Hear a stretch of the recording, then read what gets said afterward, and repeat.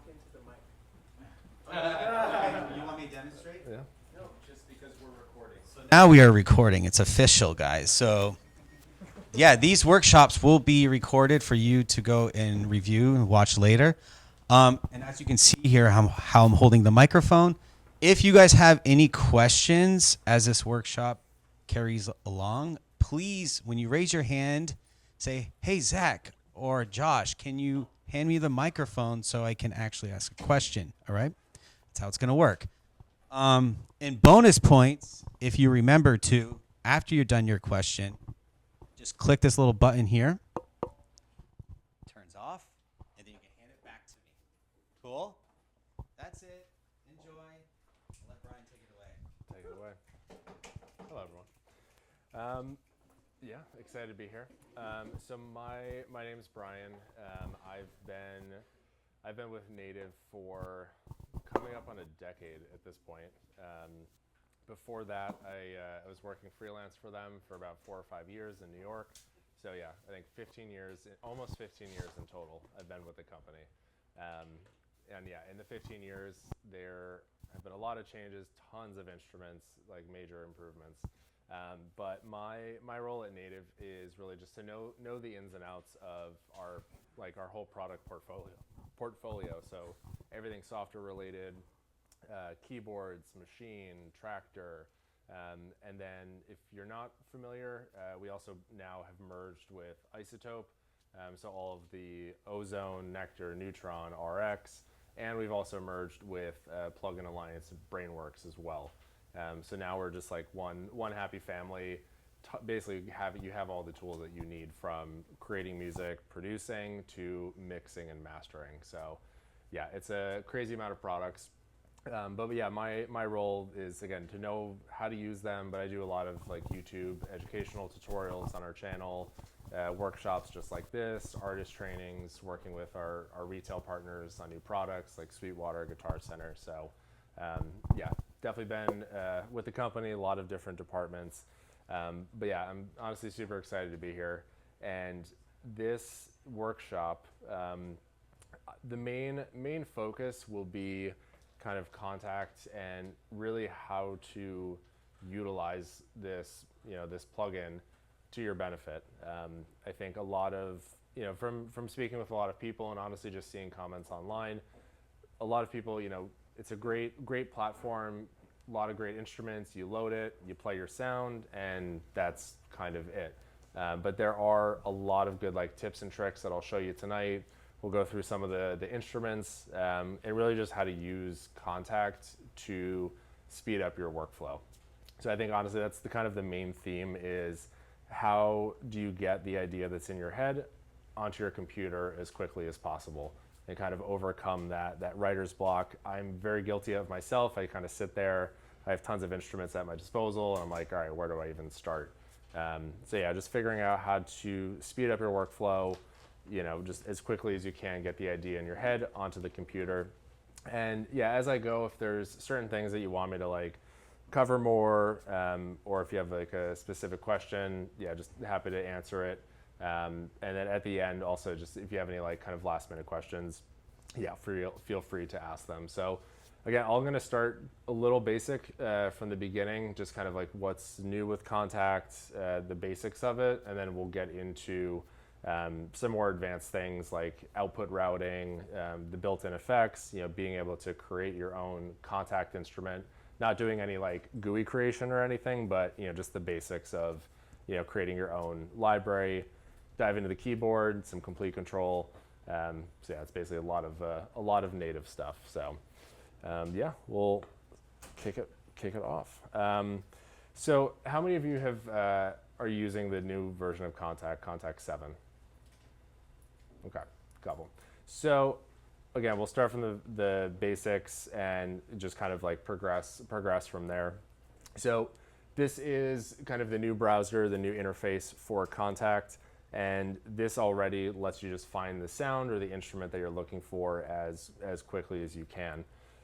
So it's a little bit different, previous versions of Kontakt. This is what a lot of people have been familiar with, this extremely long list, the rack view here, a little bit more cumbersome. So with the new version, you basically have 3 different filtering options. You have the brand. So these are, all of the native plugins, but also libraries from other companies that I have installed on my computer. So for example, here's the native instruments stuff. I have orchestral tools, this company Fallout Music, Audio Imperia. So yeah, these are just a couple. But the nice thing is everything that you see here, it's a mixture of native libraries and also the other third-party Kontakt libraries. So already, normally I look for brands. So if I load up a new instance, say, hey, let me find something in Heaviosity, and here are the instruments that I have. But if I don't know what specific, instrument I'm looking for, but generally it's if you're writing, sometimes you have an idea of the sound that you want. You want something that's analog or a bass sound that's arpeggiated. That's where the sound types and the characters come into play here. So with sound type, you can say I'm looking for a bass sound or something that has distortion in it. And the instruments that you see below here are going to just show you instruments that have that filter tag. Now you can actually filter by multiple sound types or characters. So if I'm holding down the command key, I can say I'm looking for a bass sound that also has distortion in it. So you can keep adding, honestly, as many filtering tags as you want. So you can add, again, modulation. We can go to the character tab and honestly do the same. I'm looking for arpeggiated and something that's dirty. Now, all of the presets that you see here on the right, these are all of the presets for all of the instruments that you see in the browser here. So the first one that I load could be something from Analog Dreams, and then the next one could be something from like Melted Vibes or Monolith as an example. So any of the presets, once I select it, you actually hear an audio preview.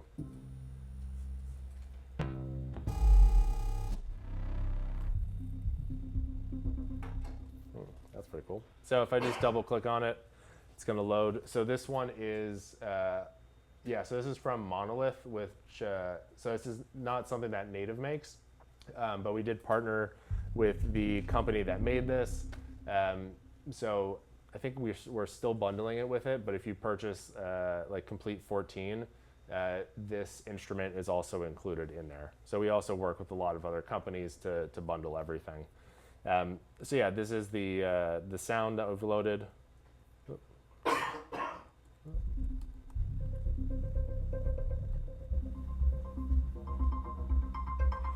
And then if I go back, I can choose the next preset here.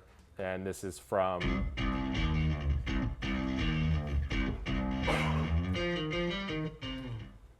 another icon bass, which is one that we make as well. So like I'm guilty of it, where it's like I load a specific plugin and then I just go through the presets trying to find something that I want. I don't find anything, then I go to the next instrument and go through that list. So already just filtering basic stuff, you can find the sound that you're trying to, that you hear in your head a lot quicker. So again, all of these instruments, we can just keep adding more and more filters. If you ever want to go back, you can just hit reset and it clears out everything. But if there is a particular preset that you like and maybe it doesn't fit the project that you're working on, but you want to use it for something else, like for example, like this preset I actually like.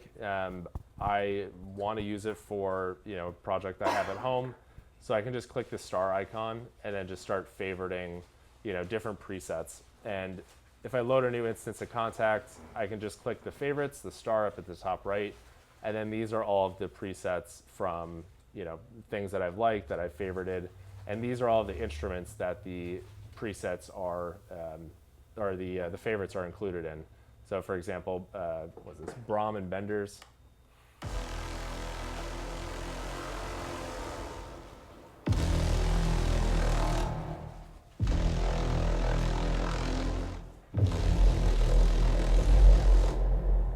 So yeah, there's a reason why I favorited that one.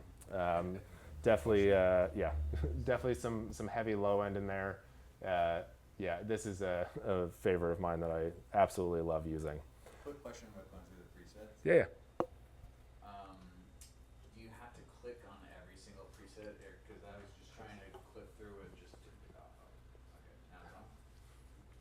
That's it. There we go. Just going through the presets, do you have to click on each one to get the preview, or can you? Is there a way to just get it so I can cycle through with the up down arrows? You can cycle through. Yeah, it's if I just click here, and I just use my up and down. Okay, maybe I'm missing something. Okay, thank you. Yeah. There was a period where when like Kontakt 7 first came out, where I was doing that, like the up and down, and it actually wasn't cycling through the presets. There was a couple updates ago, like now you can use the up and down arrows. Yeah, because right now I'm in Ableton primarily. I started with Ableton. I switched to Logic a couple years ago, but the last like 3 or 4 years I've been on Cubase, and yeah, the whole up down cycling through presets, it works across all of them. Yeah.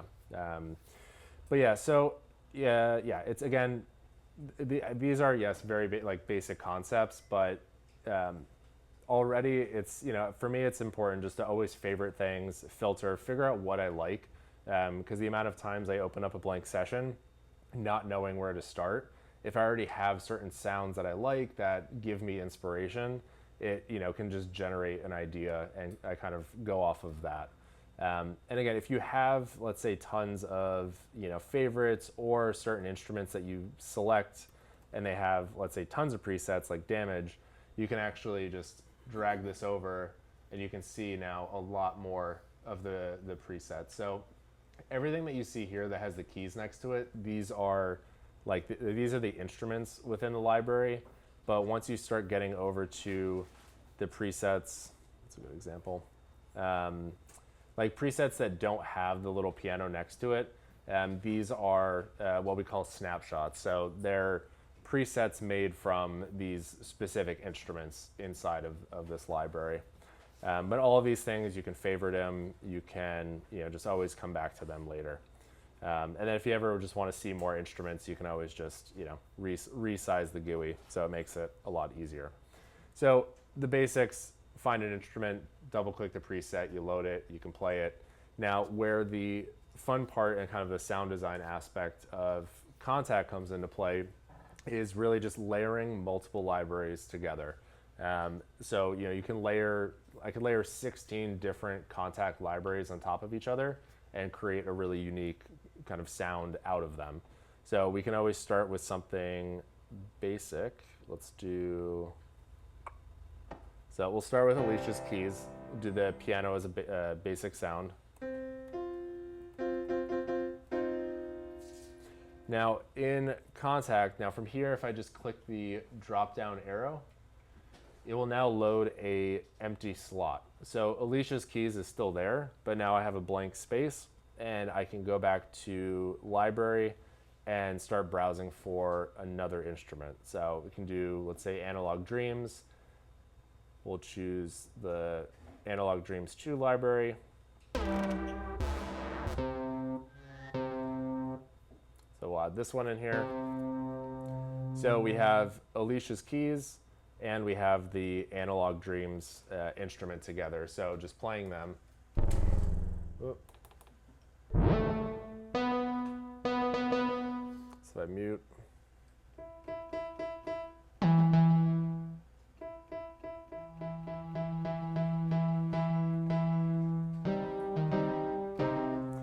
So what I'm doing, I'm just adjusting the volume for Analog Dreams. You can also tune it. You can adjust the panning left, right. You can mute and solo each one. But yeah, as you heard, it's like the synth is overpowering the piano. So you can start kind of layering, adjusting the volume there. I can then go down to the next slot, add something else. We can do, let's say, Ashlight, and we'll do something that's more of a pad sound. There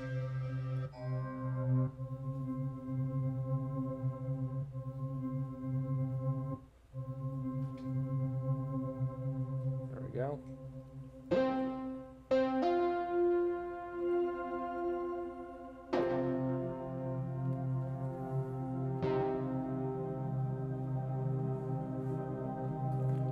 So, you know, you can have like the initial attack of the piano, the synth, and then you can, if you just keep holding it, then you're going to hear the pad sound from Ashley in here.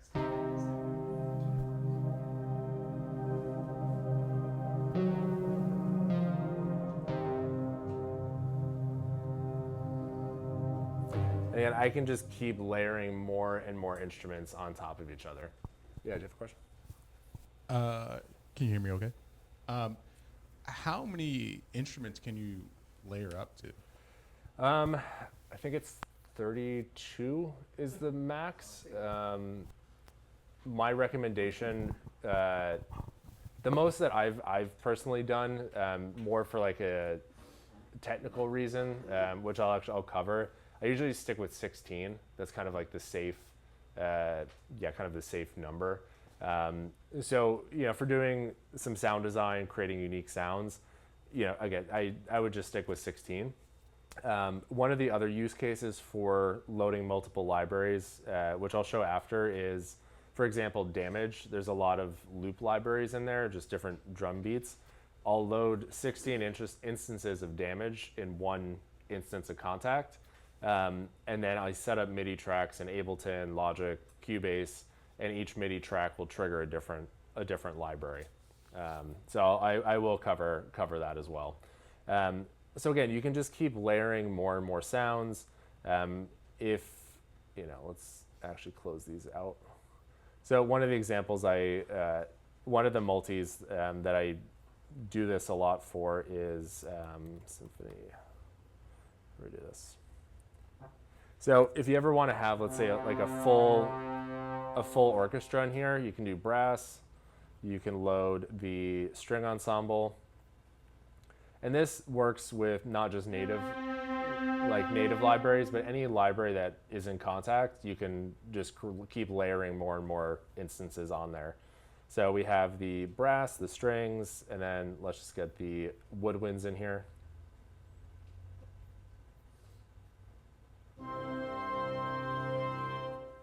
There we go. So, just for fun, I will play. Sorry if I'm off camera for a moment.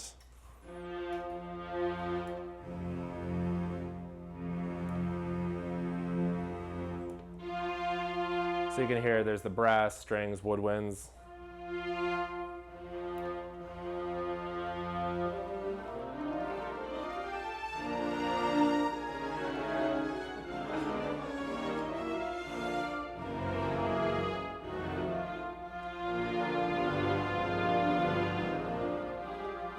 So again, you can have a full orchestra on there. Yes, I come from a classical piano background, so I didn't, just whip out Rhapsody in Blue from time to time. If everyone's, I think they still use that on Delta. I can't remember if they do. There you go. So United, thank you. One of the airlines. But yeah, so this is like an example of, you know, where I use a multi a lot. You know, if I just need like a full orchestra, I can layer all the parts together. You know, again, I can also do the sound design and just layer interesting, unique libraries together. But if I want to, let's say, just save this and actually use this for a future project, all I just do is go to File, Save Multi As. I'll put this on the desktop. Multis I use. Great. I'll say full orchestra. There we go. And then in this case, if anyone's curious, you would select, the only thing you can select is patch only. If you had your own custom Kontakt library, you know, let's say you've made your own Kontakt instrument, you can, if you want to share that with someone, you would have to save it as a patch plus samples. If you just save the patch only, it saves the data, but none of the actual audio samples. If you want it all packaged into, you know, one file, you would select monolith. But again, that's only for custom Kontakt instruments. Because this is a native instruments library, you know, we can only do the patch because it's just a way to prevent, you know, a paid library being transferred and shared around freely. So I just click save, and that's it. Is there any way to see Is there any way to see all the all the libraries you have like in a rack like that kind of? Oh, there you go. Yep. So once you have the library open, or let's say you've built your multi, you can just go to View, go back to Rack View, which is the kind of the traditional layout, what Kontakt used to be, and then from here you can, you can see all of the different libraries in there as well. Single view. And then if you are if I am using the keyboard. Previously with the old, the Mark II version of the keyboard, creating a multi, you would have to do it on the computer. But now you can create and load all of the multis directly from the hardware now. So it just makes it a lot easier. Yeah. Before we get real deep into it, what is the differences between free, standard, ultimate, and like collectors? Like, what do you recommend for like,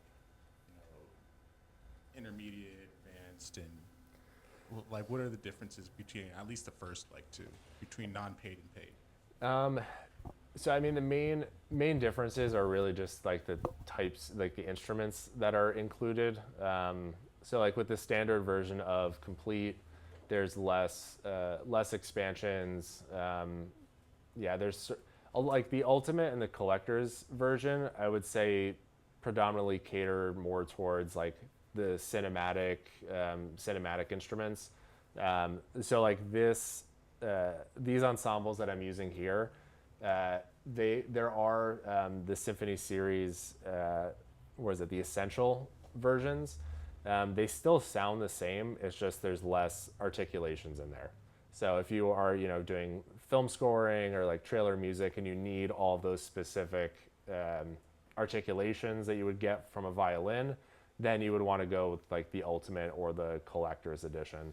But personally, standard is also it's a great starting point, and you can always upgrade after, and it's still going to be the same price.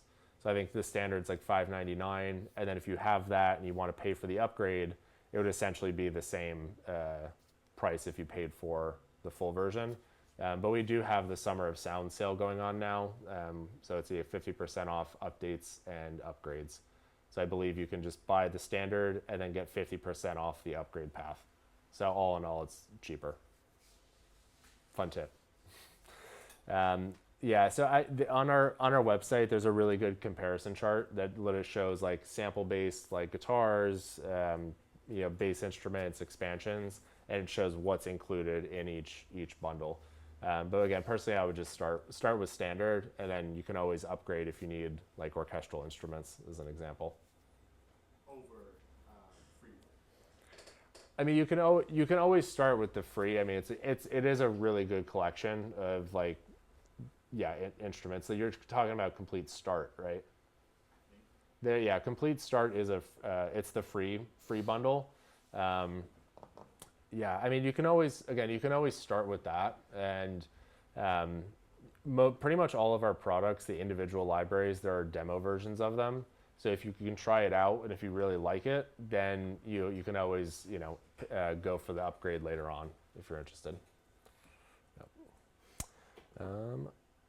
So again, the being able to create multis is it's a lot of fun. So like for example, let's just build one more and just save it for the future. There we go, Rack View. So if I need to, get rid of these, I can just close them out, and we can build something. Let's see. So this is one from Heaviosity that I've really enjoyed using.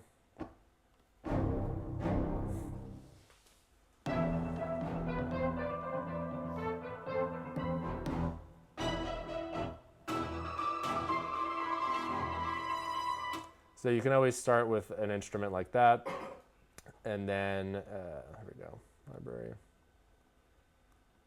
Load the next one. You can choose something that's synth-based.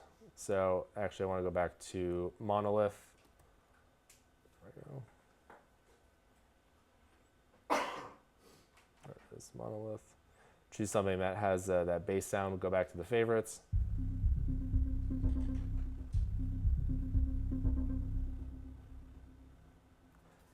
this one. There we go.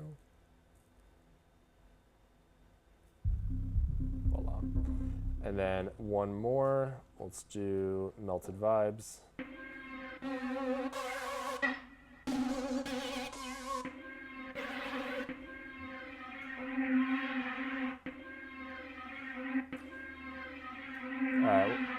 No idea how that's going to sound, but you know, let's just try it. Could work. So we go back here. Oops, single. Voila. All right.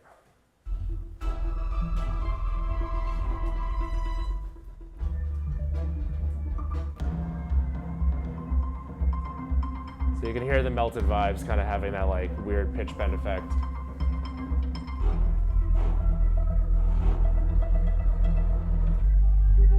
So again, it's a lot of experimentation. These are just, you know, a couple random presets to choose from. We'll go to File, Save Multi-As, and we'll just call this, I don't know, Weird Melted Vibes.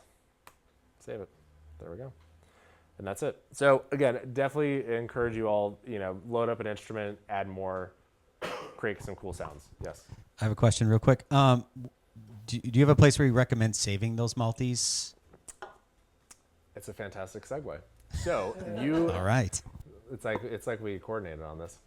So you can save the multis anywhere you want. You know, I have my multis saved on an external hard drive in a folder. It just, you know, it just says my multis, I think. Now, to access them, you can do it. There's two ways that you can do it. So the first is just by going to File, go to Load, find your multi, and load it that way.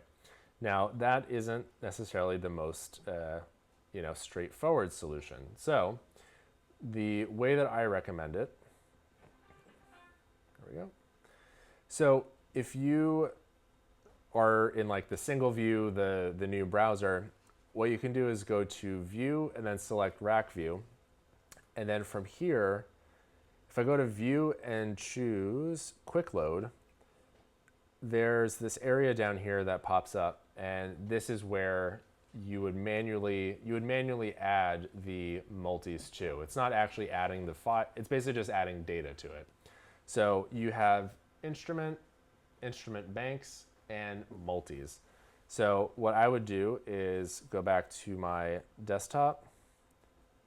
Here's multis, and then all I do is just select them, drag them back in here, and that's it. So now if I want to, let's say, organize these further, you can right click, say add new folder. You know, I can have a folder called sound design, add one more that just says orchestral, and then I can free to, oh, lovely, fantastic. It's happened on my other computer at home. Let's load these up. So if Ableton does not crash, you can basically drag the multis into the folders.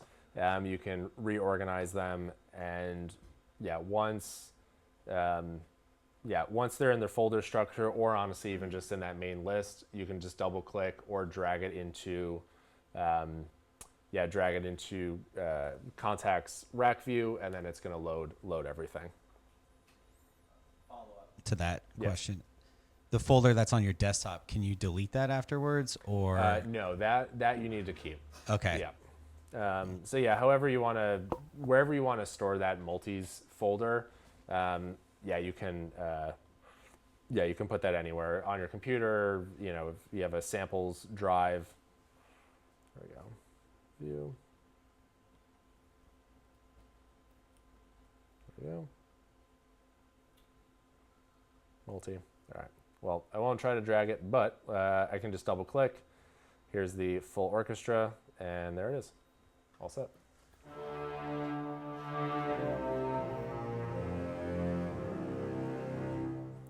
And yeah, I can always drag the other one here.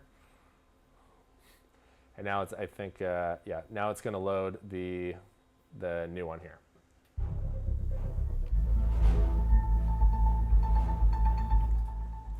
Now, if there are, let's say, specific instruments like that you've created, or even if you have specific instruments in the rack view here, you can always drag in these instruments.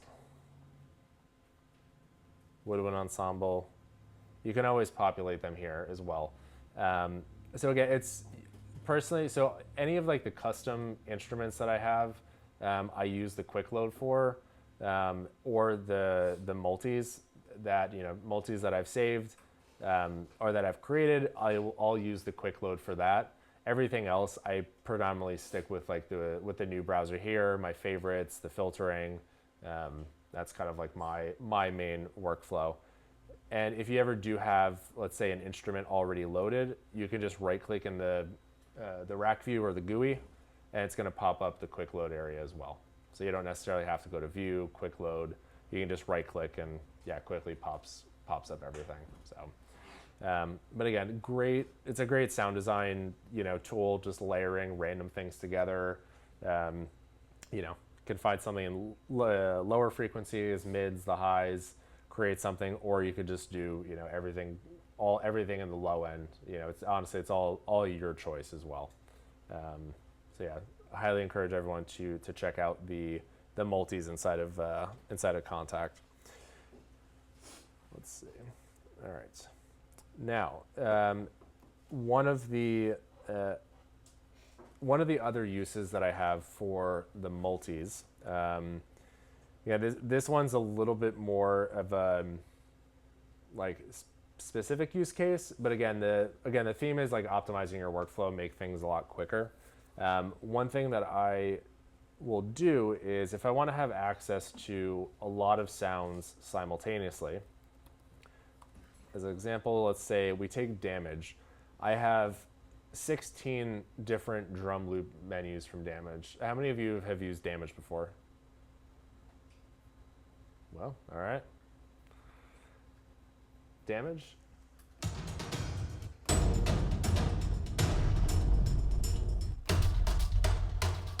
So very heavy drums, a lot of great menus in here. So basically the way I also use Kontakt is I will, let's say, pull, I'll just do a shorter example of this. So I'll have 4 instances of Damage in here. And then what I will do, there we go. In Damage here, you can set MIDI channels. So for the first instance, I want to say channel 1.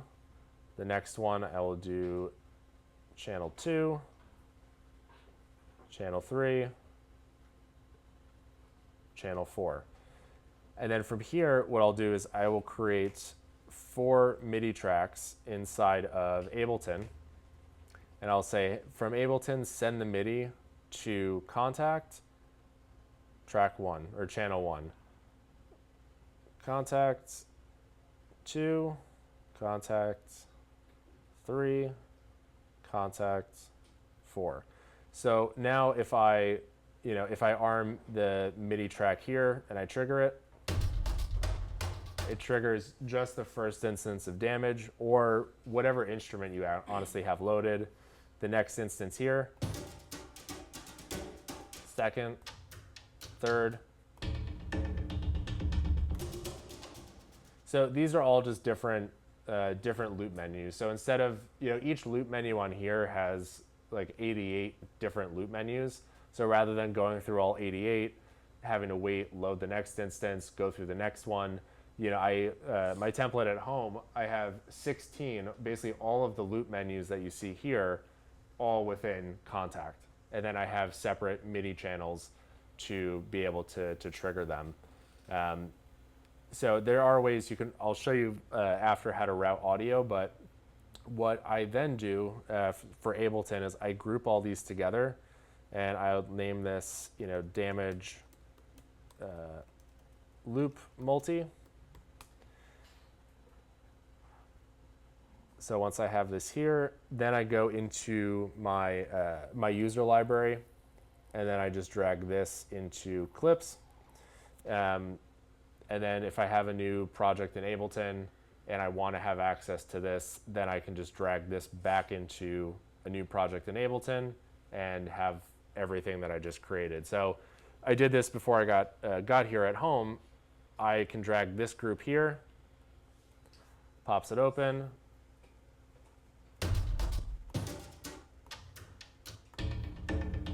You can see how quickly that just loaded. That's, how many in here? I think it's just 4 as well. Yeah, so these are just the four damage loops here. It's like for me, again, I mainly use Cubase, but this same concept here is a lot of times, you might have a giant template with 100, 200 tracks in there, and you're like, all right, I want to have everything loaded, but maybe you barely even use, half of the instruments that you have saved. For me to like help speed up the workflow is I will create clips in my user library for specific purposes. So again, in this case, I just want to have access to, in this, like 4 damage loop menus. I could have 16. And if I'm working on a track and I want to have access to those, I can just drag it from the clips in the user library, and then it's there. Instead of like waiting, 10, 15 minutes for an enormous template to load, it just helps speed up time. So again, I can delete this, delete that, and say, hey, I need those damaged loops, pop them in, and that's it. So, I'll try to. There we go. All right, you get the idea. There we go. Disarm that.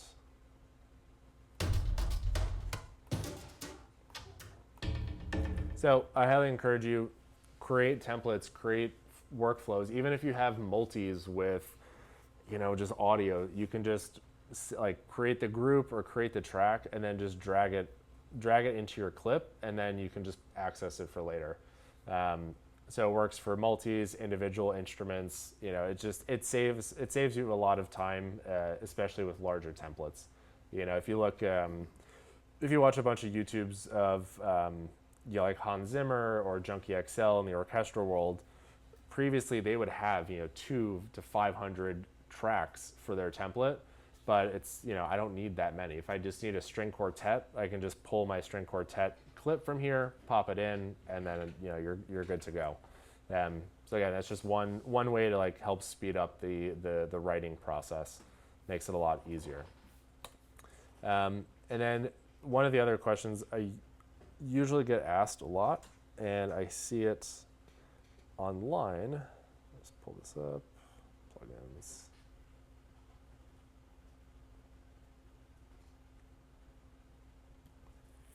There we go. Perfect. Voila. Okay. Nice. Oops.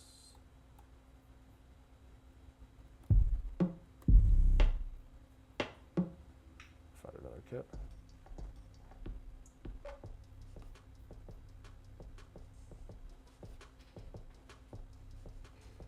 There we go.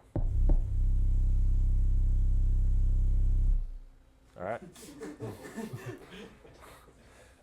So yeah, has anyone used this instrument before? 40's very own drums.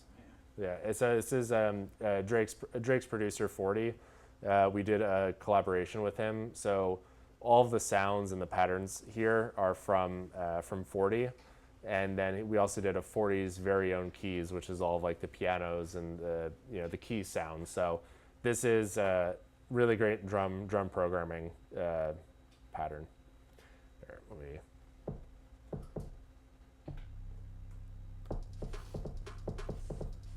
Slow this down just a little bit.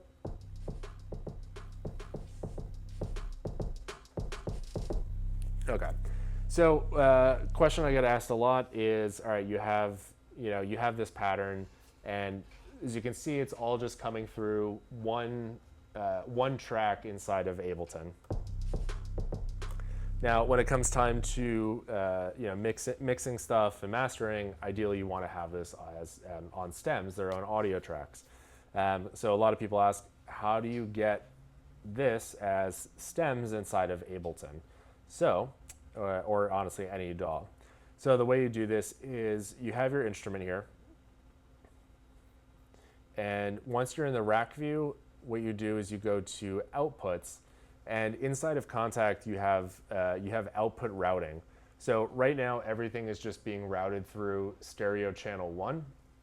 Now to route this to each pad to its own track inside of Ableton, all you have to do is go to the preset batch configuration, and I usually just select the factory, and I'll say 16 stereo 16.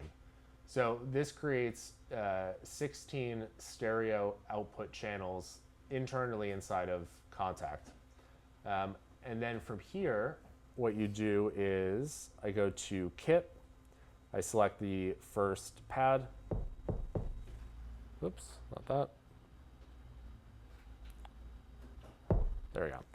And in this one, every instrument that has this ability, it's slightly different, but a lot of the newer instruments, the process is the same.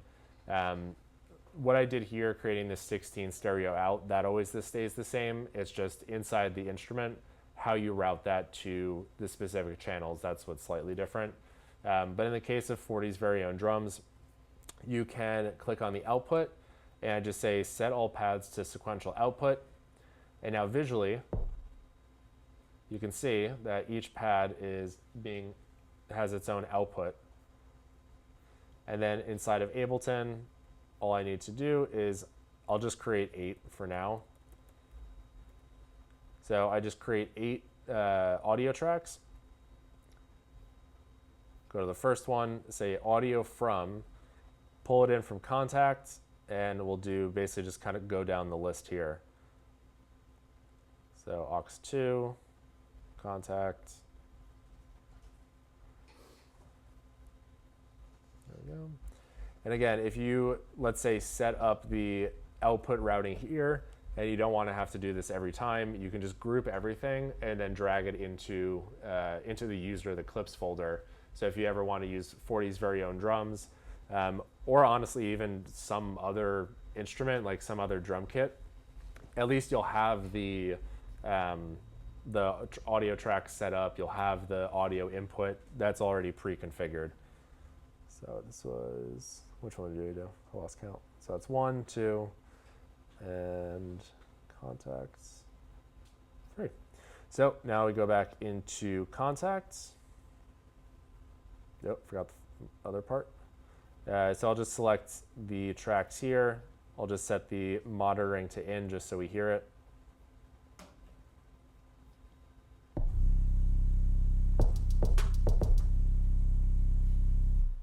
Whew, all right, that's a little loud.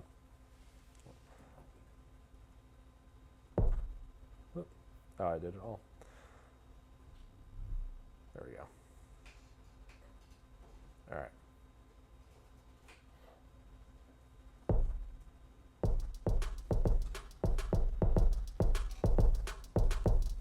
So now inside of Ableton, I'll just close this out. Yeah.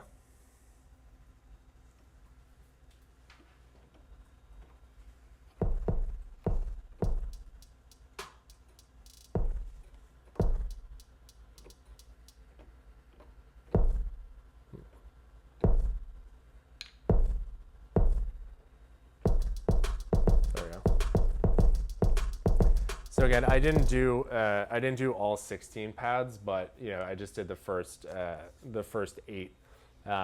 So then once it's here, if you want to then track it, let's say you have your pattern, or if you want to play something live,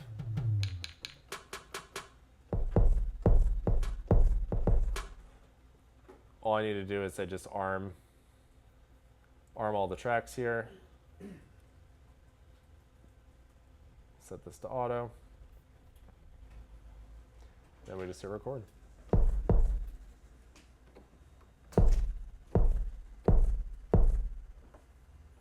I think that you lost the groove. Nope. That I did. Thank you.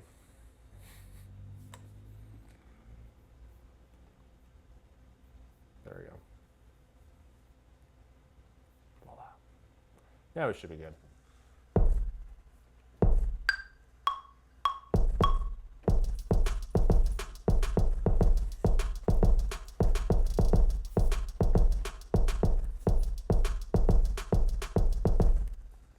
Voila. So now you have access to everything's just recorded as audio, and then you're free to do with you can do anything with that you want with the audio. That's the low sub there. Here's the the snares.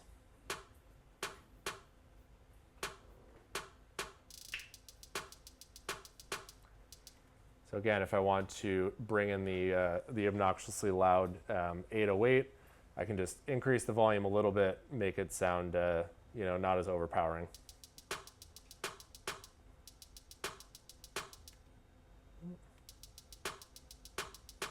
That's why.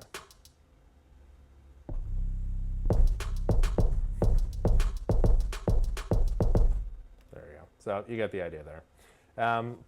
So yeah, you're not just if you have a good pattern in some of the any of the drum plugins, you can always route the output to their own channels. And again, this also works with going back to the multis as an example. If you have 3 instruments layered on top of each other, and you want all 3 of them to be out, have their own output, so you can mix it, balance the levels a little bit more. It's the same process. So if you have, let's say, gravity here, again, doesn't matter what instrument you have loaded. In the info section where it says the output, this is where you can say output to channel 1, channel 2, channel 3, however you want for the output routing. And even within here, let's say you have the 40's very own drums again. Load this one up. If you have the kick drum, oops. How did I write this?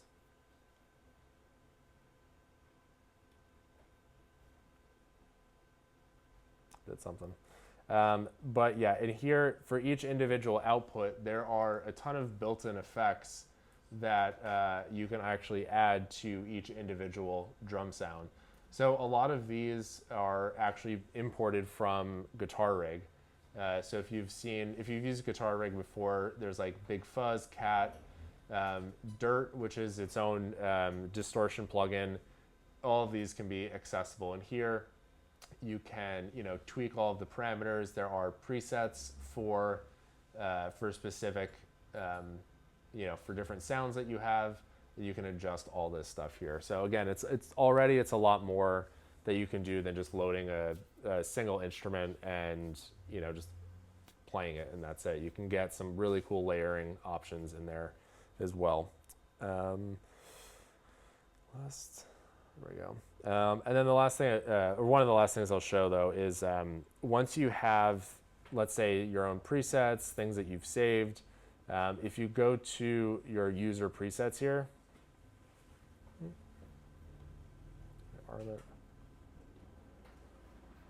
oops, I should just clear this out. We'll start from scratch. Any questions so far as I'm setting up this last part?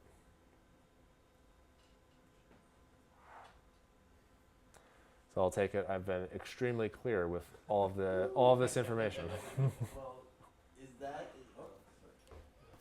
is the reason it's built that way because it goes across so many different DAWs? Because it just seems not very intuitive. Like I would never have thought in my wildest dreams to figure out how to do that and all that. Is there going to be in the future perhaps a more user-friendly way to do it, plug and play? So with some instruments, yes, is the answer. So a lot of the drum instruments, routing it this way, this is kind of that's kind of how it's been. But what you can do with again, it just depends on the instrument. Let me see. Load this one. So some of them you can actually drag the MIDI as into the DAW. So So actually, 40's very own drums, you can drag the MIDI, not the audio. So for example, I have this pattern here. I think it was this one.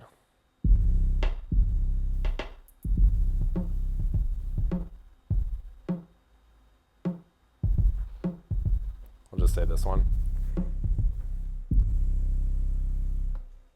All right, so from here I can just click this icon and drop it into there. And now you have the MIDI pattern. So I mean, one way that you could do this is you can duplicate, let's say, this 40's very own drums, and then just solo or delete the MIDI notes that you don't want. But yeah, to answer your question, there's not necessarily an easy way like with this one. A lot of it is the dragging and dropping as MIDI. Yeah, I wish there was an easier way. There are things in the works. I'll try to push for something like that. However, if you are curious or need like a refresher on the output routing, we released it today. There's a video I did on the native channel that talks about the output routing as an example. It kind of guides you through that whole cumbersome, tedious process. But it is possible. So there we go. Let this. Oops. So pull this one up.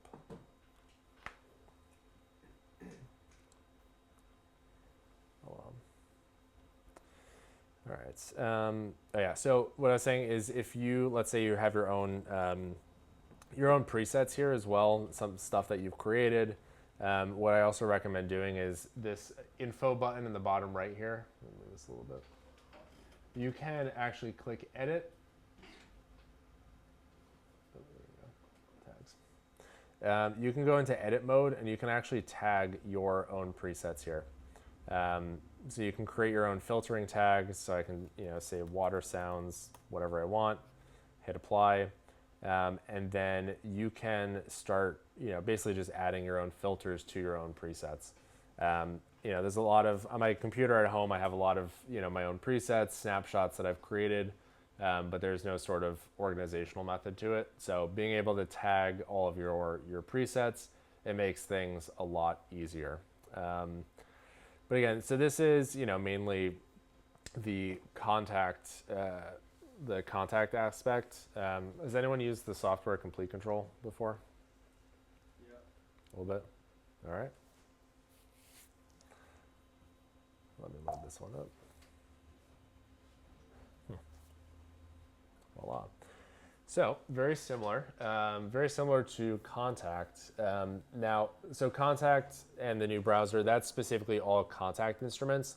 The Complete Control, originally it was made specifically for the keyboard, but one of the main differences between Complete Control and Kontakt is Complete Control is essentially, it's a wrapper for everything native instruments, or what we call NKS instruments. So it's not just sample libraries, but also synths, loops, and one-shots. So this can be, honestly, it's a great program to kind of tie everything together.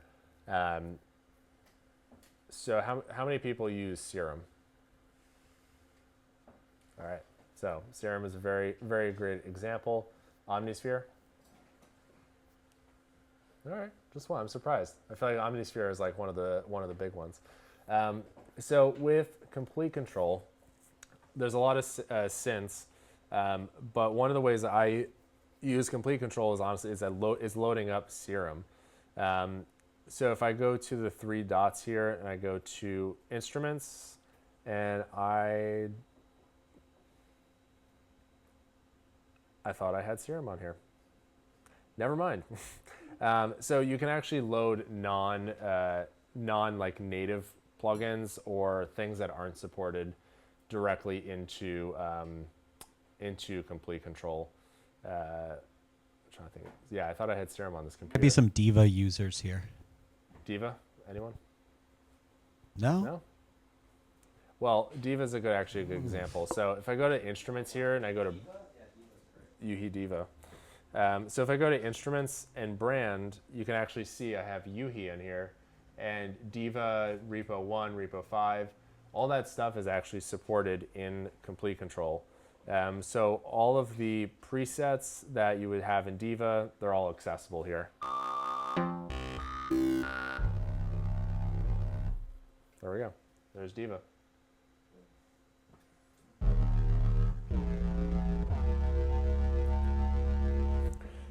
And then on the keyboard, it actually has a really nice, there's a nice like GUI, a nice display of this instrument. And every parameter that you see here is mapped automatically to the keyboard. So the first 8 knobs are generally like the main things you will want to have access to.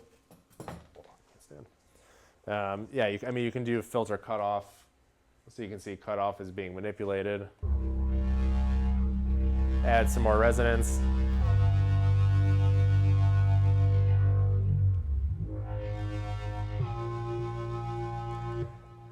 And then I can always there's multiple filtering sections. Everything is fully accessible from here. And so let me just do one thing.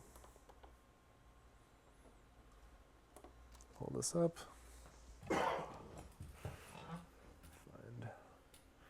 Go to my presets. That should work. Let's see.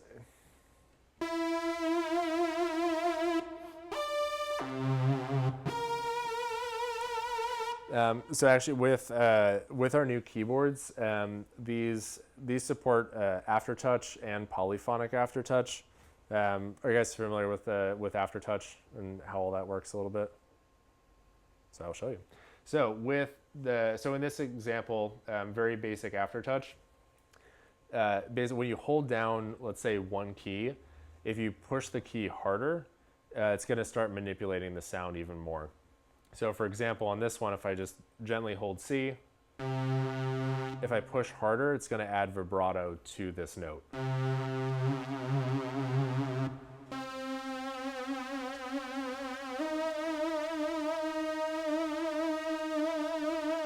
So it adds like an additional layer of expression to your playing. Now, if I choose, let's see.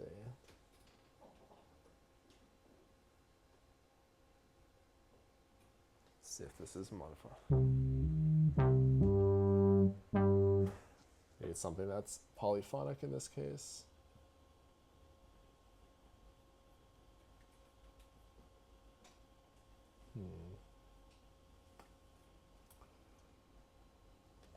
Actually, I'll show a better example.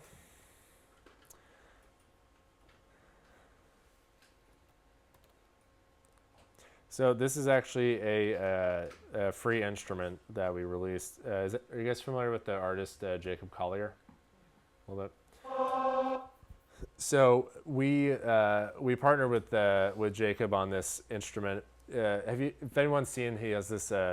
He has a few of the videos on YouTube. He does this audience choir thing where he basically sections the audience at his shows into 3 different sections, and he conducts them. And he basically has them, sing triads. So like section 1 would sing one note, like 3 different notes. Then he would tell this side of the room to like go up in pitch, down, and they create this like really cool choir out of everyone in the audience.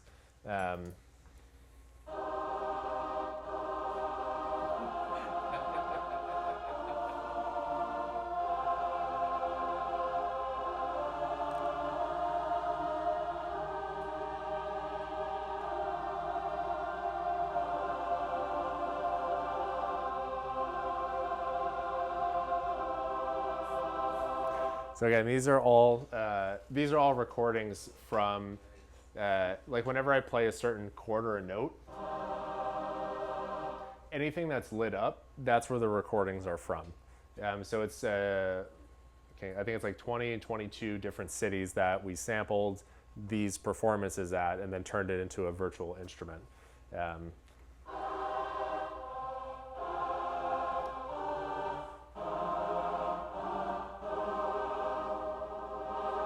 So where I was going with this, polyphonic aftertouch, where it makes it a lot of fun to use. Turn on tuning. There we go. Do the vowel. So with monophonic aftertouch, which a lot of instruments, a lot of keyboards support, doesn't matter which note you're applying pressure to, everything is going to change simultaneously. So in this case, if I hold down, let's say 3 notes, or just 1 note, I have it set so it will modulate from an sound to an ah.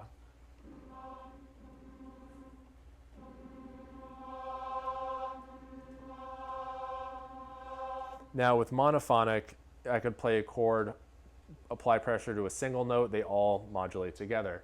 Now with polyphonic, each note is independent from the aftertouch. So if I can play something basic in the, let's say, left hand,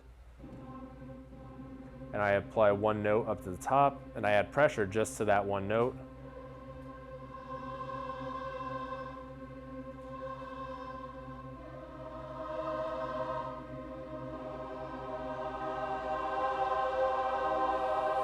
so it allows you to be, pretty creative with, with different pressure and creating aftertouch effects. And this actually works also with Ableton. If you have like the wavetable synth in Ableton, you can apply aftertouch and have it modulate the aftertouch, or modulate, let's say, the waveform position in there as well. But a lot of the instruments that we have, let's see, Fables is a good one.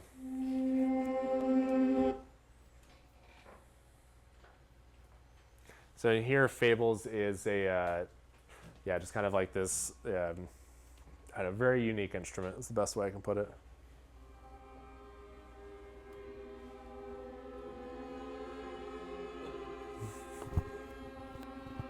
So if you're trying to score some like horror films, you can do that. Sorry, another question. Yeah. And maybe you're going to get to it. I'm not sure. When would you want to use complete control versus just going to Kontakt 7 directly?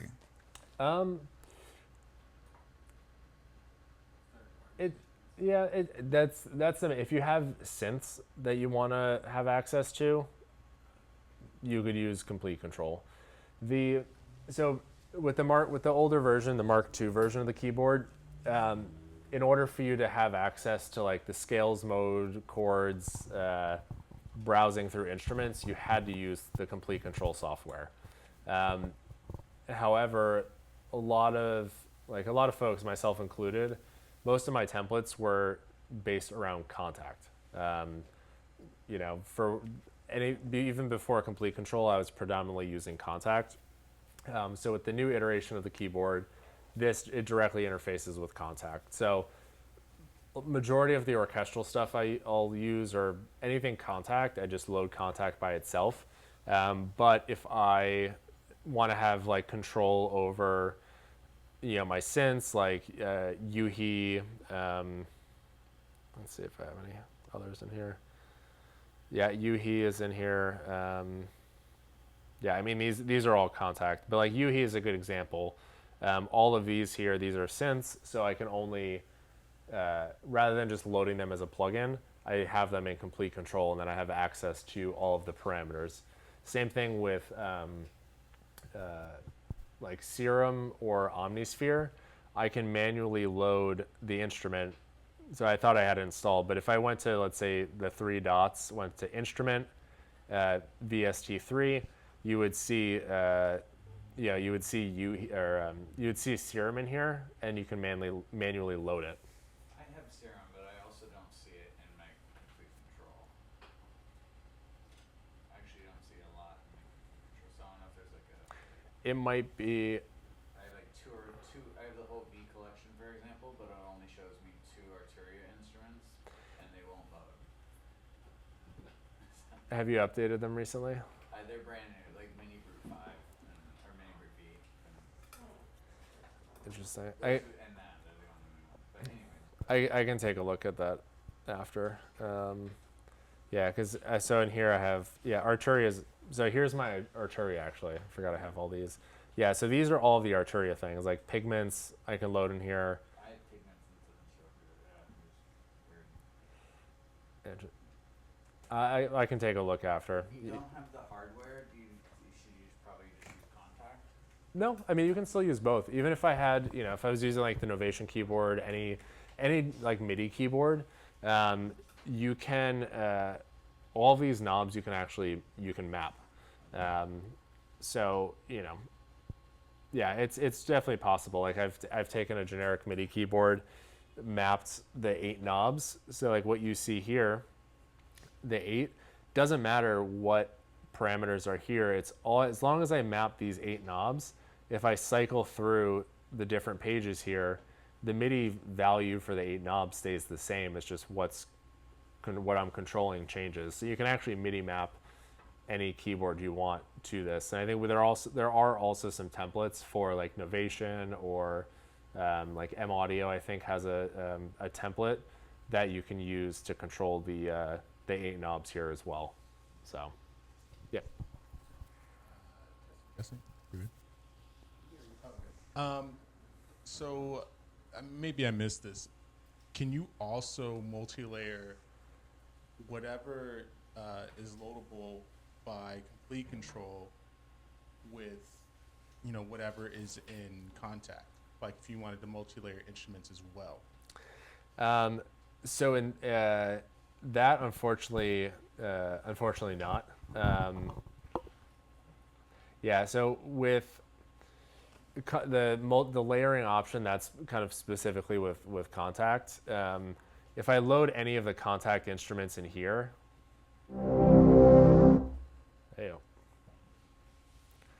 if I go to View and I do Edit View, I can actually see Kontakt inside of here. It's basically loading Kontakt inside of Complete Control.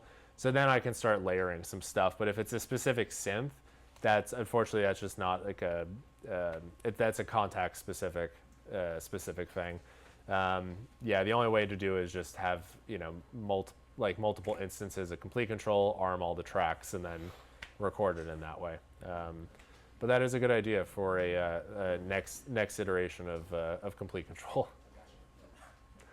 Yeah, who knows? Maybe in a couple months it might be a nice update. You'll be like, I told him that. You can brag to everyone in the room here. That's very true.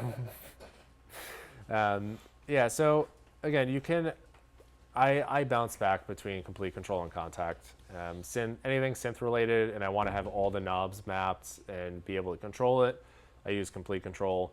Anything Kontakt related, I just load Kontakt and the keyboard integrates directly. It just depends on the workflow. Yeah. Doesn't Complete Control have like some pretty cool MIDI applications? Like, isn't there a built-in arpeggiator and like you can actually do scale functions as well? Exactly. Yeah. So with Complete Control,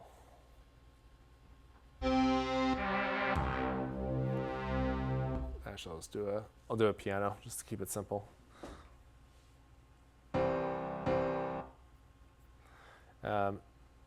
So even if you don't have one of the Complete Control keyboards, once you load an instrument, it could be a synth, could be Serum, Omnisphere, anything. If you go to this icon at the top, this brings up a scales and a chords mode and the arpeggiator. So if I click the dot here, this turns on scale mode. You can choose from a wide range of scales. So I can do, let's say, the root note is C, it's a jazz scale. I don't know what this scale is. Bebop, okay, sounds good. Yep, key mode. So I can do easy mode, where basically it's just all white keys, and that's the scale that I'm playing.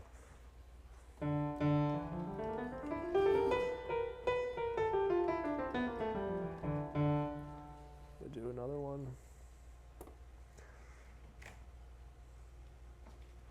Do main.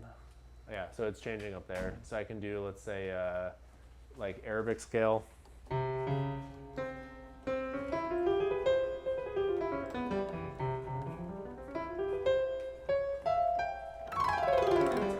So this mode, easy mode, just makes it extremely easy to play. You can do a blues scale.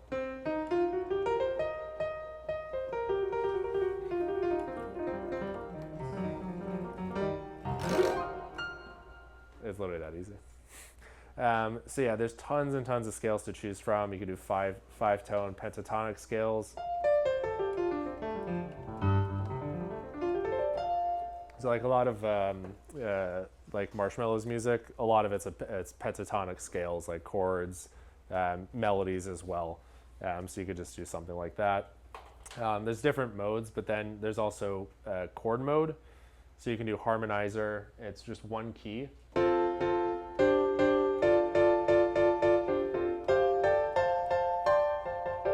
Or you can do chord sets, which are pre-made chord progressions.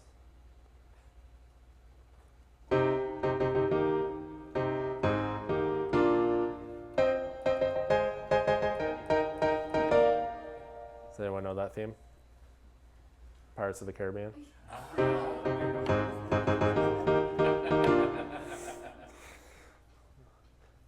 It's been a while since those movies have come out. And then, just as another example, let's see. So play assist, or you can do, let's say, some nice like sevenths.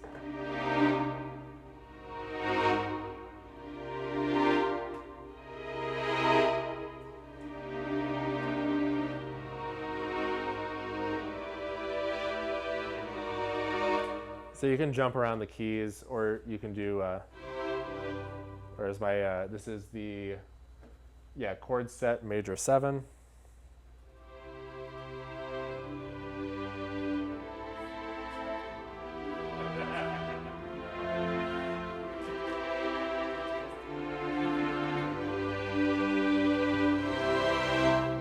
Yes. Anyone getting I'm going married to hire soon? you for my wedding. You can, actually. Yeah, okay, great. Yeah, if you want. It's that easy. Does that allow you to do inversions on those chords, or is it? Yeah, you can. So I have, so right now it's set to root. So if I play, there's that. I can do first inversion. So actually I'll do it here. Are you guys familiar with like chord inversions and stuff? Mm-hmm. Okay, perfect. So yeah, so let's say it's a, I'll just do like a C major triad. Right now it's in the root position. So it's playing C, C, E, G. And then if I do number 1, this is doing the first inversion. So then it's E, G, C. I can do second inversion, G, C, E. There is also an auto where it like intelligently knows the chord progression that you're playing, so it automatically will adjust the inversions to make it sound as natural as possible. So you can jump around the keys, and depending on whatever the inversion is, it just makes it sound as natural as possible. So you're not doing these like weird D2 to C3 jumps. It makes it sound smooth.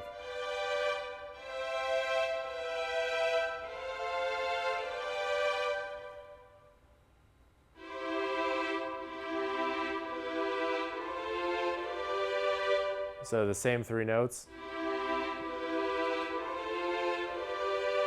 versus auto.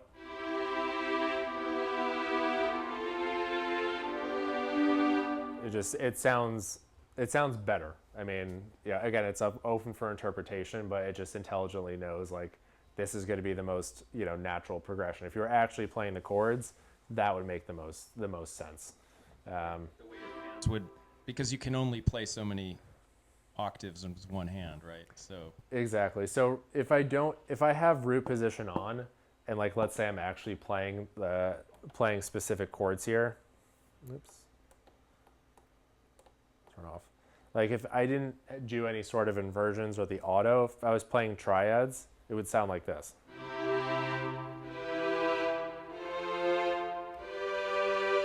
But there are notes that are closer together, so it would just make it sound more natural.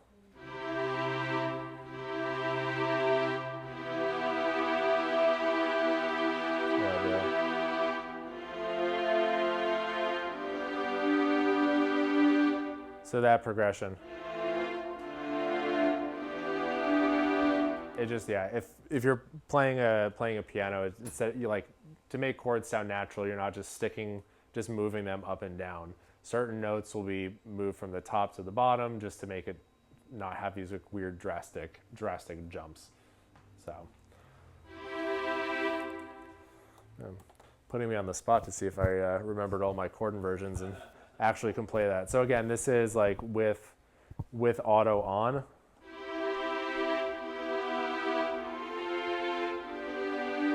Versus off, the same 3 notes. Use cases for both. Yeah. I don't know if you remember how you got there, but what was that first like key mode and chord set that you did right after the Pirates one? Oh, Just for, like, personal, yes. Yeah, that was I mean, you can always get hired for wedding DJ or a wedding keyboardist. So this is it's chord set major 7. Is that's the one that I was using. So there's eight major and then eight minor chord sets to choose from.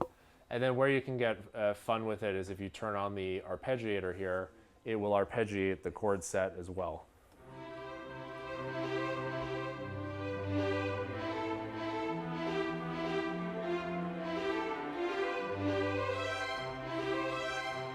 So you can get pretty creative. like I said, you may not. Oh, no, I remember which one. It was this one. Minor, I think it was minor 7? Yeah. Oh, no.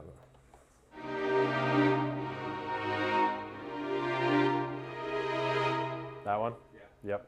So even this, it can turn on auto. Same notes I just played.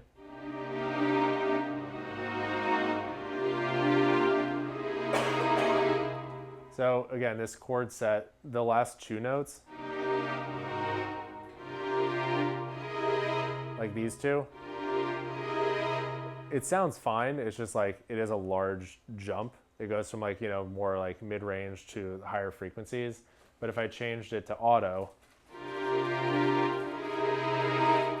it's still the same notes, but it has a completely different feel to it.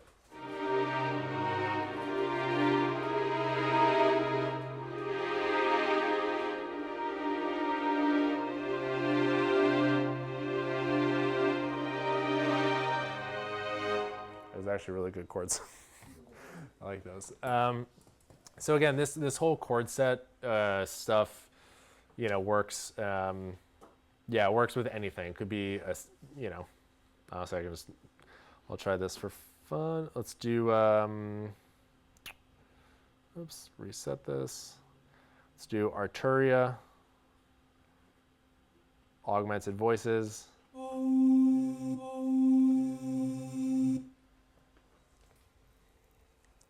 We'll give it a shot. Let's see.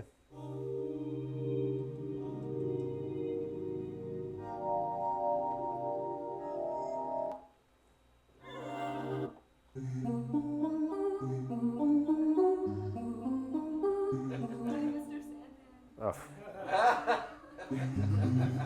All right, I'll need a few minutes to work on that. So like the arpeggiated sound that you hear, that's in the instrument itself, not here, but I can just choose.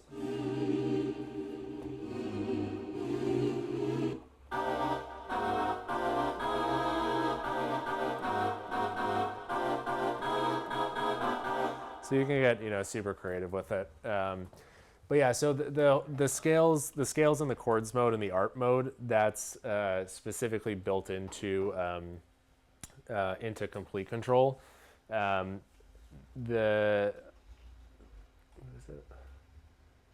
Yeah, we are. So the nice thing with this keyboard though is there is a built-in computer chip. There's some onboard processing, so it is possible that the scales and the chords mode could potentially work outside of Complete Control. That also means if you're using this as a generic MIDI keyboard, you could have scales and the chords, all that information being sent to an external synth. So a lot of possibilities. Cool. So having that onboard computer chip in there gives having the scales and the chords, you could potentially in the future use it for Kontakt as opposed to just inside of Complete Control. I'll just add, if you guys ever use Studio 7, we have a Complete Control 49 in there. So if you have Kontakt and Complete Control set up, you should be able to access all of these features. Yep. Yeah, Brian, real quick, is Complete Control free? Yep. It is. So you guys can download Complete Control. Yep. Yeah. Yeah, if you get, I think it should be in Complete Start, the free bundle. But yeah, so again, you can use what I was mentioning before is you can use this with any MIDI keyboard. You know, if I go to, let's see, if I go to, where is it? I just had it. Okay, here it is. So if I go to View and I say MIDI Learn, this turns into MIDI mode or MIDI Learn mode. So even if you have like a generic, like I have I have this controller. It's literally 8 volumes or just 8 sliders. That's it. You can map the 8 sliders to the 8 knobs here. The buttons for going up and down through your presets list, going through plugin pages, you can map all of that. So any MIDI controller, you can have access to it. So it's all very possible. And so the other benefit with Complete Control is, let's say you have augmented voices here, and I go to View. I can go to Plugin Chain. If I click the plus sign here, I can then add in effects as well. So if I go to, so I have augmented voices, then I can add the Native Instruments bite effect, which is for bit reduction. I'll add one more for fun. Let's do ROM, which is a great reverb.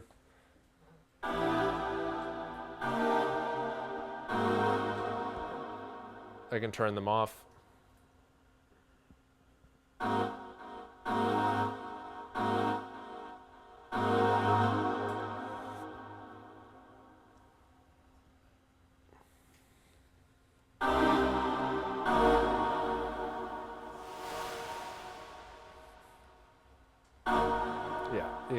You get the idea with it. So you can actually create your own plugin effects chains inside of Complete Control. Again, there's use cases for both. You know, a lot of the times I'll load an instrument with Kontakt or Complete Control, and then all of my effects, you know, I'll add those into the DAW themselves. But you know, if you are doing some sound design and you want to just have an instrument that, you know, sounds cool, you can have like exactly like this chain here. You can just build it in there, and then have that as, you know, a track. Yeah. So this is the $1 million question for me. I've been using Kontakt and the library for over 15 years, and as it's evolved, it's gotten so much bigger, to the point where I didn't actually install it on my new machine because I was concerned about space, and it's a 2 terabyte drive, but like if I load that whole thing on there, it's gonna eat up so much of my available free memory. Do you have any tips on like how to, you know, work with that?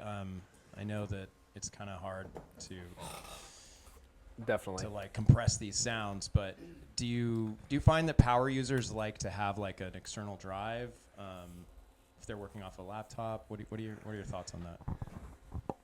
So it depends. Yeah, it depends on how much you want to have, and also how much let's say you want to be mobile. So for example, on this laptop, I have all of Complete installed on it. It is, to be fair, it is a 4 terabyte drive.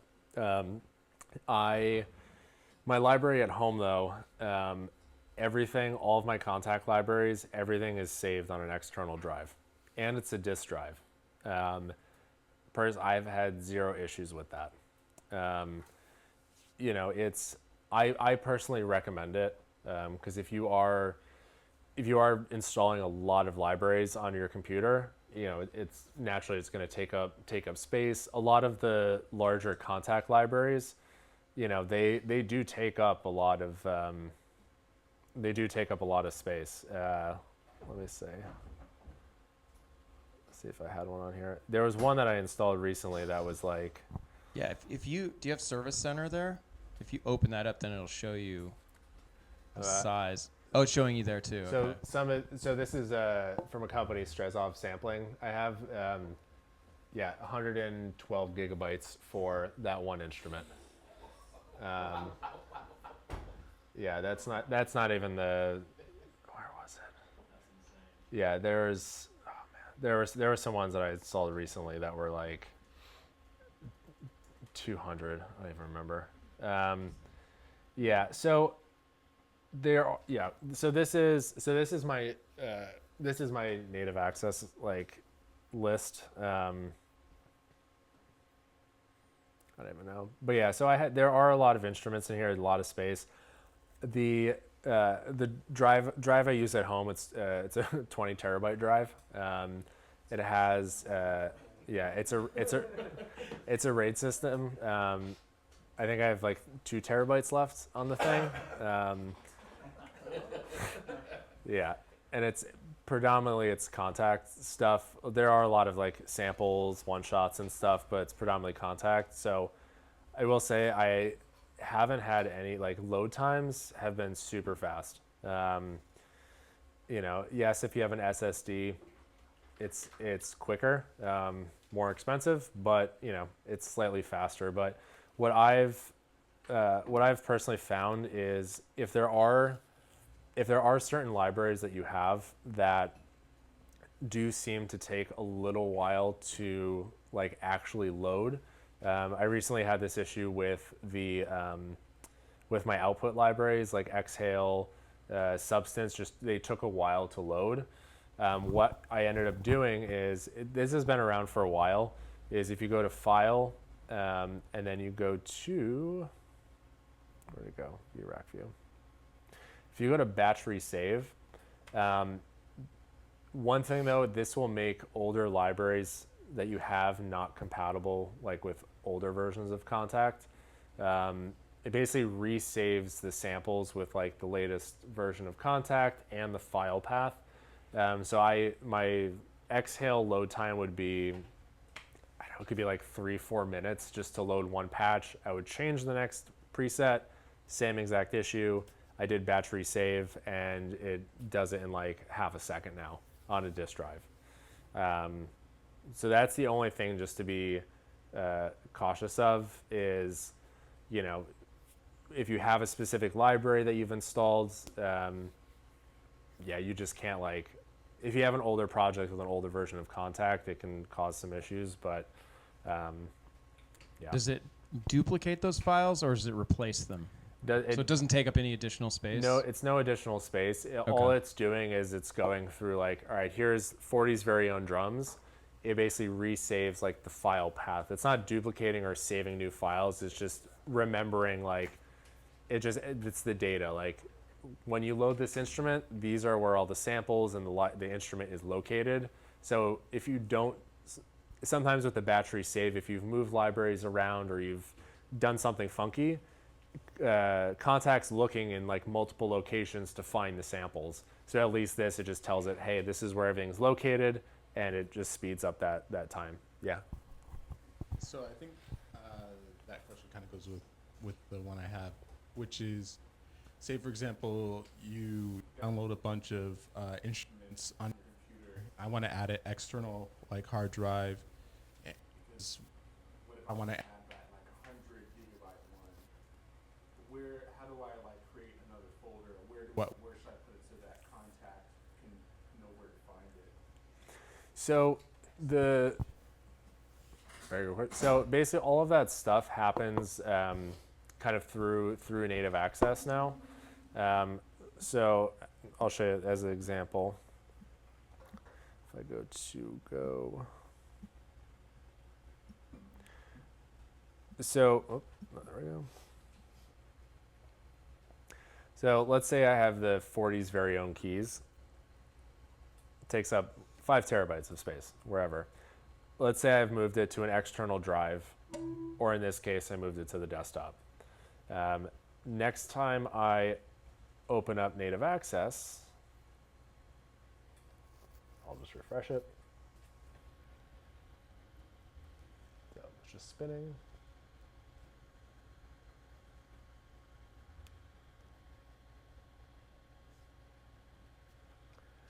It's a lot of instruments to quickly to quickly scan through. So when you press that, All I'm doing is just like tricking it, refreshing the system. so it'll actually search and find where that is. Not quite. I'm just waiting for this to.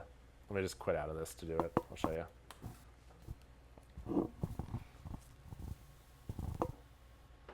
There we go. All right, so we move the library to an external drive. That's what pops up, the exclamation point. So from here, all you do is I click repair, relocate, and then I choose where it has moved to. So in this case, 40's very own drums.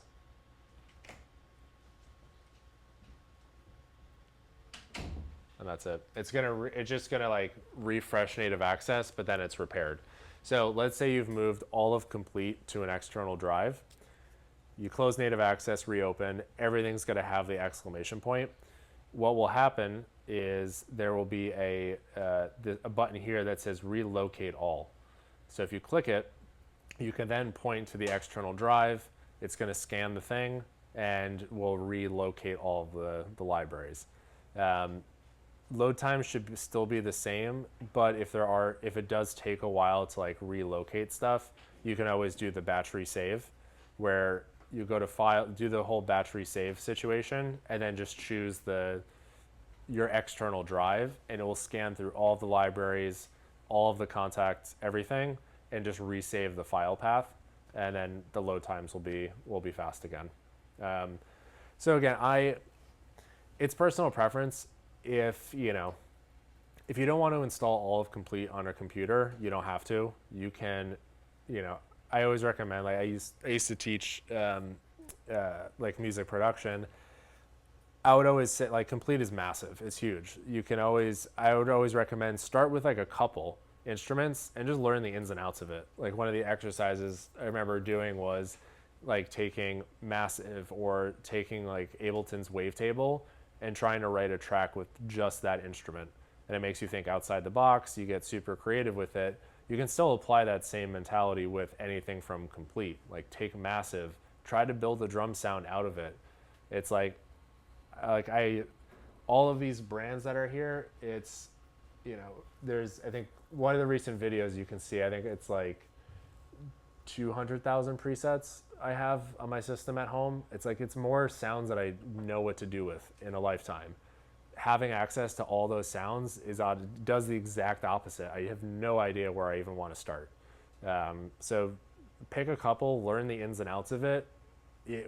Honestly, it will like help boost your creativity instead of just, I'm guilty of it. Like I load a preset, if it's not the sound that I want, I load another preset, find something else, rather than really learning the sound design aspect of the instrument, the ins and outs, and how to craft the sound that I want.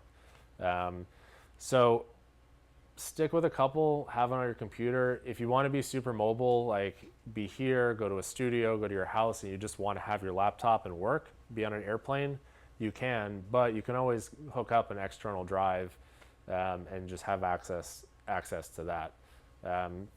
Like personally for me, it's a hybrid. Like I'm not going to bring my Massive drive from my house to a studio.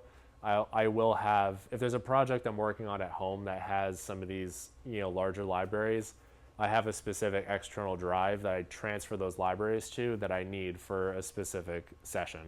And I just kind of use that as like an interchangeable drive. So, yeah, personal preference. Yeah. Another question. In native access, is there a way for it to tell you how big the install would be if you were to install everything in your, available products? Kind of. I mean, let's see. If I took, let's say, all here.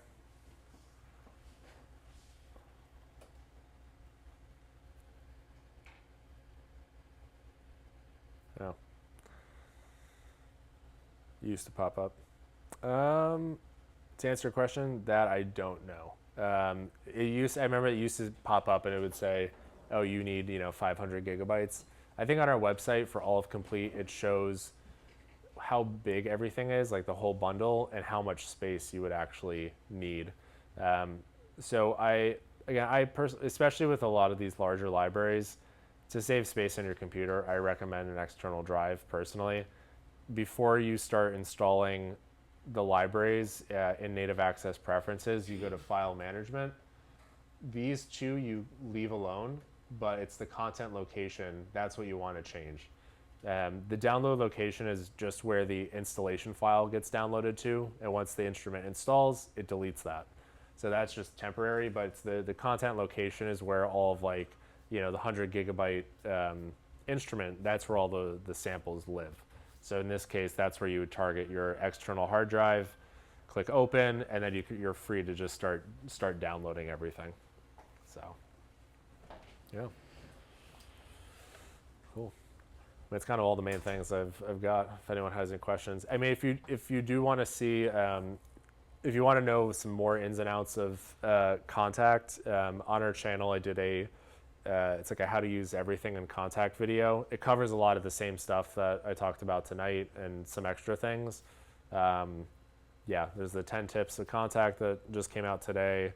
There's a bunch of other stuff. So if you miss seeing my mug, you can watch me on YouTube. Yeah. Nope.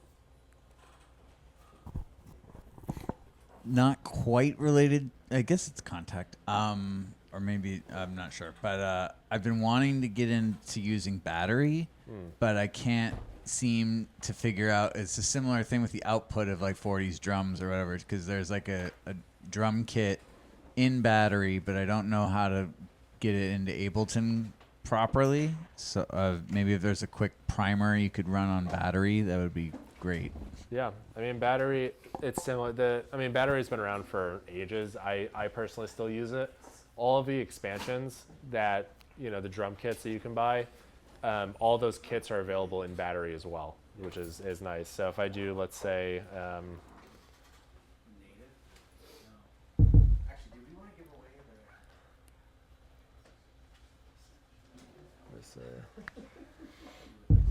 there's the kit. Yeah, is there a way to get that in like an Ableton drum rack kind of thing? Oh, putting it into Ableton. Yeah. So, Like play on push, for example.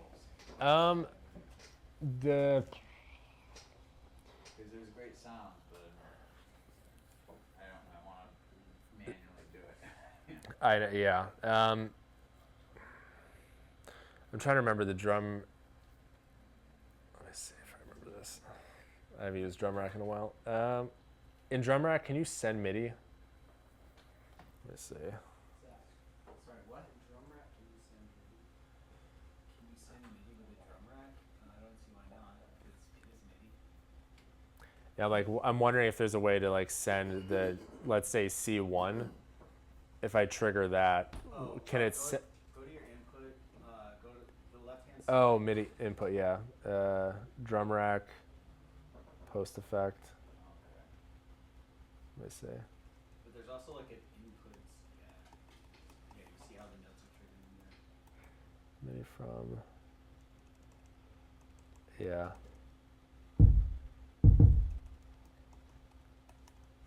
I'm missing some step here. I'm sure there is a way. You're where I am. Yeah, I can figure it. The other thing I will say though is if you go to not this one. If I go to wherever the expansions get downloaded to, in this case, if I do was it amplified funk, you can actually see the samples. Everything's already pre-organized for you. So you technically could build your own kits in drum rack here. Oh, really? So you don't even need to use batteries. So this is where, so when I installed amplified funk, I had it download to the shared, if it's an external drive, you would find it. And then in here you can see, oh, here's all the claps from this expansion. They're all WAV files, so you can drag and drop everything in there. So you could have you could build a drum rack kit that way if you want. And just forgo battery if need be. But there probably is a way to send the MIDI from drum rack into battery. I need to mess around with that a little bit. Yeah. How long is the 50% off? And also, how often are there deals like where they're this? I'm guessing you do Black Friday and stuff, but Yeah. and just in general. The July 8th. There you go. It's actually the longest time we've had this. So yeah, summer of sound. This one. This is kind of like our big sale. Let's see. Yeah, this one. Yeah, July 8th. We do generally do like the Black Friday deal, or like cyber season, which is a lot longer. The the complete one. I think it's.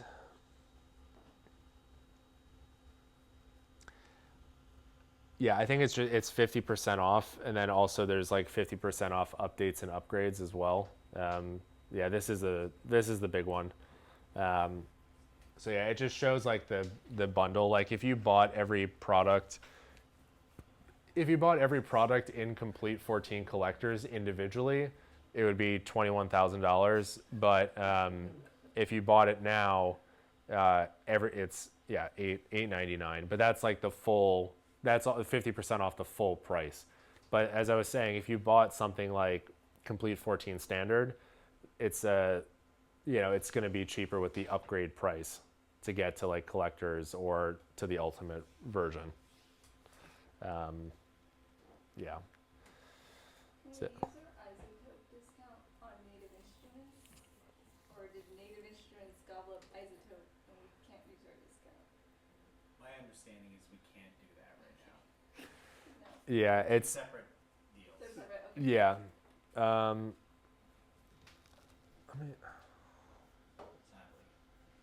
Probably ask. Yeah. Let me see. Let me just double check. Actually, well, I don't know the codes, how those fully work, but yeah, I mean all of the isotope stuff you can buy through Native Instruments. Yeah, so these are on sale right now, all the isotope bundles, even the music production suite. And the nice part too is all of the native access stuff. If I go to all brands and where's isotope? So yeah, all the isotope stuff you can download and install through native access now. Okay. So like Ozone, RX, Neoverb, Audio Lens, all of that's just installable through native access. So it's not the product portal for that. It's just all wrapped and bundled into one, which makes it a lot nicer. I was very happy when that happened. So, yeah. Any other questions, comments, concerns? Let's give it up for Brian. Take it away. Thanks. Yeah. And before you guys leave, we actually have, speaking of free stuff, who here wants to get something for free? It's a complete, what is this? I don't even know what this is. Complete Audio 6 MK2? Is that right?